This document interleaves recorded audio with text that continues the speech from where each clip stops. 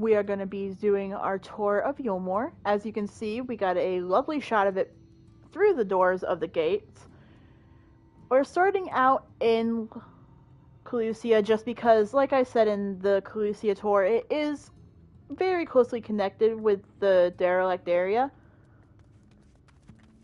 We're just going to walk back through here. And right off the bat, we are surrounded by shacks and hovels of those who wish to live in the giant gloriousness that is Eulmore itself. If you go up the stairs here, you're able to see some people who are basically just denizens that live and kind of work for the wealthy and influential of Eulmore itself. You got the guards here in their funky magenta or fuchsia armor. Still questioning that color choice, but we'll get into that. And this little door is how you're able to get into Eulmore. For obvious reasons, you can get in through the giant honking gates. But if you're just some random guy that got hired in to be someone's foot massager, they're not gonna, like, they wouldn't really open, like, the jumbo doors for just you. And we can go around the entire area surrounding Eulmore itself. You'll be able to find tons more, like tents, disheveled houses, things like that. There's some shipwrecks here because there is the shipyard over on the edge there. You can, let me see if I can, not that. You're able to see it a little bit from here past all the dead boats. I really need to stop pushing that button. And you are able to come down here, but there really isn't anything down here. It's mostly just a spot to go. There is the Amaro keep here, so that way you can just ride an Amaro. It's essentially like the Chocobo keep for Eorzea. And then we continue going up this way. Just more debris, demolished stuff, decrepit houses where people try to find a place to live. There is a guy up here that is essentially an alchemist that works with the lower rung. And there is an Ethernet shard here, because here is the apothecary himself. He has a pretty nice setup, which it makes sense, because he does sell, like, tinctures and potions and things like that for both sides of Eulmoran citizenry. And you can just keep going down. We can go directly onto a crashed ship. There is a side quest where you're able to do that if you go down there. I'm personally not going to explore too much into that because aside from the side mission, that's really all it's for. Then you can just follow this little pathway and it continues to loop you around to another kind of section of tents and disheveled housing and another Ethernet shard. Mostly you come over into this area just to talk with the citizens that live down here. Because this is where a good chunk of the actual NPCs are, aside from the apothecary. And there is even a vendor over on this side. That guy is over in, like, down on that little ledge here. It's not the best spot, but it's good because he is a fishing vendor and he's right on the water's edge. So it makes sense for him to be there, but still kind of out of the way. And we got more people, more derelict houses. And it just basically loops right back around. With the derelicts, you literally went in a giant honking circle around Eulmore. Jump down here, and then right there is the road that we came in from. Like, you can see the kind of like the disheveled bridge I took from the starting gate in Gate Town to get to over here past the water. Because this is an island city, so you would definitely need the bridge to get in here. And if you're not using the bridge, then the higher class would be using the airships to fly around. Because this is where most of the rich people live, so they would have more access to that kind of luxury. Then inside, we have this area. I'm going to avoid going up these stairs on the right. We'll double back around for that.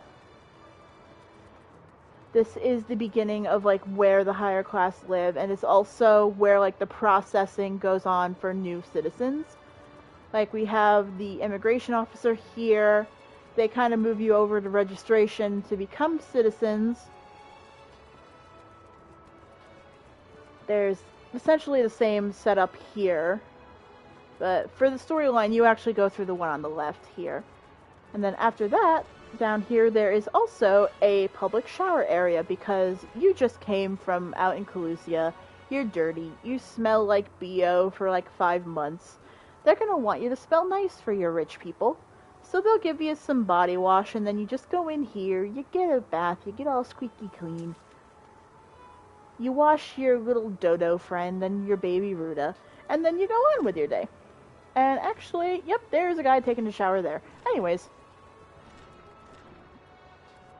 this is mostly just like if you come in with like a bunch of weapons and things like that, they'll just stash them here. Just so that way you're not running in trying to kill people. And after all that, you are finally allowed to go through the elevator. You can talk to this guy, but because I want to do the stairs so you can see the full area, we're going to avoid him for now. And just run back down the hallway. And you can definitely see the difference in stature of living between inside the tower and outside. And we go up here, and then before we hit the top area where a majority of the city proper lives, we actually from here you can get a good view of what you're going to be heading to. You can see the Ethernet shard off and that platform there. And we should be reaching that platform right here. And this area is essentially, think of it as like the guard station. They have cells here. Their jail is here, because like you can even go in here. It's storage, military. This is really where like the meat and potatoes go for this when it comes to the militaristic and like political stuff, as well as, like I said, storage for food, things like that. Got all the barrels of wine. Go down these stairs to the main platform. Like, you won't really see citizens here. It'll mostly be guards and soldiers, like this guy here. And there's the Ethernet shard here, because there is a story mission that brings you in here a couple times. And then there's also a hunt board here, just because they do try to make it consistent in terms of the hunting board, so you don't have to go specifically to a single city to be able to get any marks. You can go to whichever city-state is in that region. And you go down here, and there really isn't much else that's special down here. It's mostly just like kind of like the barracks for the Eulmore army, which is essentially the soldiers. Got some more storage and some random people who work down here.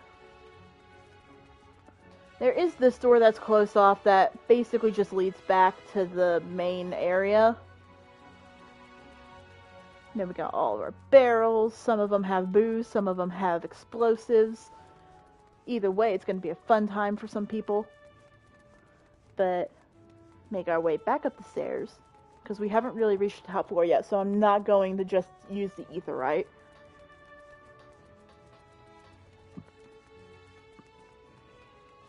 Is this a door? No, that's a wall. So we go back through the walkway, continue up more stairs, because I know it's everyone's favorite. If Ishgard has taught us anything, is that people love stairs. And we get another landing, hit another set of stairs before we can start to see the light at the end of the tunnel, figuratively and metaphorically. And we are at the upper level, which is kind of like the hangout spot for most of the rich and fancy. You get some really good outdoor area here, so that way you can take a look around Calusia. Like, you can see the shipyard over there, you can see the ladder that leads up to the cliff. And then we have the canopy, which is, oh hey, one of my friends is there. Which, this is where the etherite is. Like I said in Calusia, when you first get here, you're not able to attune to the etherite. It's essentially locked. The reasoning is that you're not an official Eulmoran citizen that lives up here. Because you get in essentially on a work visa, as a nice way to put it. And over here, I don't currently have it unlocked, but once we progress further in the storyline, this is where you would go to get your tome gear, your gear from like the relic weapon for relics, and for the primal raids, which for here is Eden. And we got this guy here that I will never buy anything from, because I'm usually too broke to buy stuff, for a single mount that is 25 million gil. And that is all they sell. And because this is a city-state, you do have a summoning bell, you have a delivery moogle. You don't have a market board in this city-state like the Crystarium does, so if you needed the board, you would have to go there, unfortunately. And we just got this nice little seating area here. This is usually where the Chais like to chill out. How you doing, Miss Chai? We got the Merchant and Mender here, and then over here we have the script for the first versions of Rowena, where you have the exchange, you have the appraiser, you also have someone who can sell and trade tools. So that's a nice thing to have, because they don't have someone like that in the Crystarium itself. So that is nifty. And then surrounding this entire like circular area, you do have the entire, like, I want to say gangplank, but it's not really that, the walkways. And in here is the Beehive, which is essentially like your version of kind of like a nightclub for the first, right down to the pole dancers. Yes, they have pole dancers. There's a reason this is PG-13. But this is like the go-to hangout lounge. People can go relax, unwind, drink some drink, eat some food, watch some dancing. Then if you follow this very obviously laid down red carpet, this would lead to where the mayor of Eulmore lives. But currently we kind of did a no-no, and he is currently dead. So we're not able to go up there. Granted, we're not really able to go up there unless it's for specific parts in the storyline. It's not like he'll just give us free reign of the building. And something common that you'll see is that there are a few overweight Eulmorians, just because they have this lavish lifestyle.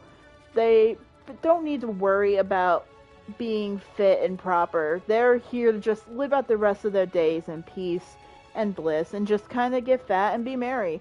And that's all they really care about.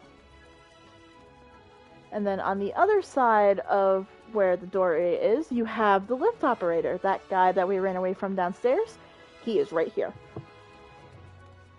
And then this loops right back to the parlor where the Chais like to hang out. And that's really it for Eulmore. Like, the city itself is way smaller than the Crystarium, but they definitely tried to fit as much as they could in terms of the layering. Not that one. I'm trying to remember how to switch the floor levels. There it is. Because we have like the ground floor where the derelict areas are. Mostly the people who work for the upper class live. We have the military area for storage and for the guards. And then we have kind of like the top of the tower where all the fancy people call home. And that is what makes up Eulmore. And this looks like a pretty good spot, actually, to call it for this tour. So that was your tour of Eulmore. Baby Ruda, please move.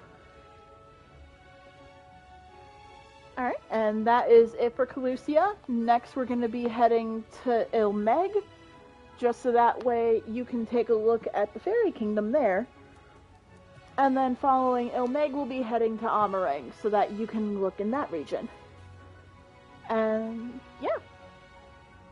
So hopefully you enjoyed the tour. I'll see you at the next one. If not, then hopefully you end up having a good rest of your day, and I'll see you next time.